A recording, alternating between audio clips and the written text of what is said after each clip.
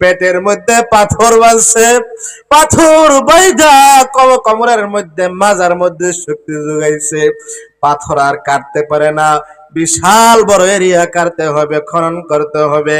তাফসীরের কিতাবের মধ্যে আছে লম্বা চূড়া ঘটনা, সবার পেটের মধ্যে যেন কোমরের মধ্যে শক্তি হয়, মাজার মধ্যে শক্তি হয়, এই জন্য বড় বড় পাথর বাঁধছে যেন সোজা হইয়া দাঁড়াইতে পারে। দুই তিনজন সাহাবী আল্লাহর পয়গম্বরের সামনে গেছে, ও গো আল্লাহর নবী, ক্ষুধা সহ্য করতে পারি না, ও গো আল্লাহর নবী, মাজা সোজা করার জন্য দেখেন গো, আমি পেটের মধ্যে পাথর বেঁধেছি। আরেকজন সাহাবী বলে, ইয়া রাসূলুল্লাহ, আমি তার চাইতে বড় পাথর বেঁধেছি। আল্লাহর পয়গম্বর আকাশের দিকে তাকায় আর চোখের পানি ফালায়।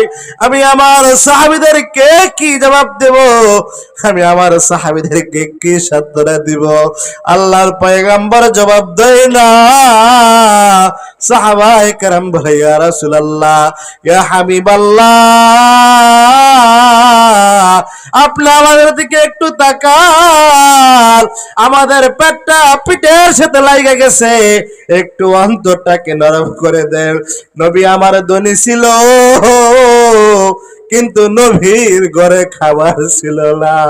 নবী মাস কি মাস নবীর ঘরে চুলা জ্বলে নাই।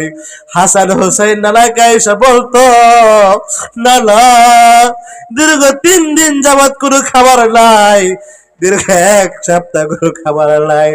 হাসান হোসেনের মা নবীজির কলিজার টুকরা ফাতেমা শুধু পানি গরম করতেন, সন্তানদেরকে বুঝ দিতেন, সন্তান এই পাতিলের মধ্যে খাবার আছে। আর নবীজি ইন্তেকালের পরে আমেনা ডাক দিয়া বলতো, হাসান হুসাইন, যাও যাও, তোমরা তোমার নানার কাছে যাও। বলে, মা, নানা তো কবরের মধ্যে আছে, রওজা শরীফের ভিতরে আছে। হাদিসের মধ্যে আসছে, মুহাদ্দিসিনে কেরাম বলেন, আল্লাহর পয়গম্বর কবরের ভিতর থেকে হাসান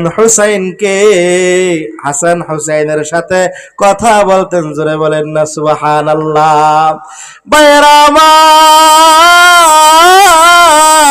নবীকে বলো, গো নবী, আপনি আমাদের দিকে তাকান, আমাদের পেট টানা হাত ভিতরের সাথে লাগিয়ে গেছে, ওই দেখে